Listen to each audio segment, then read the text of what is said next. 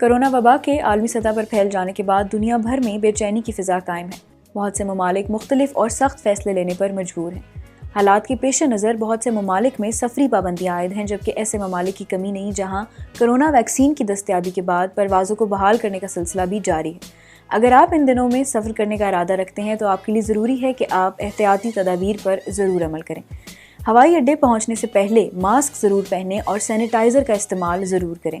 ہوائی اڈے پر موجود ایسے اسپاٹس پر کھڑے ہونے سے گریز کریں جہاں ایک یا ایک سے زیادہ افراد موجود ہوں۔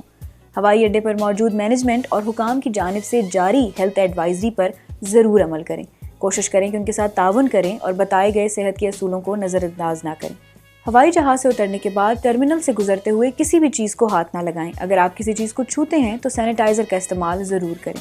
اپنی باری آنے کا انتظار کریں اور سوشل ڈسٹینسنگ یعنی سماجی فاصلہ ضرور برقرار رکھیں۔ سفر کے دوران اپنا اور اپنے ساتھ سفر کرنے والوں کا خیال رکھنے کے لیے ضروری ہے کہ آپ ان اصولوں پر عمل کریں۔ کورونا وائرس سے متعلق مزید اپڈیٹس کے لیے دیکھتے رہیے urdunews.com۔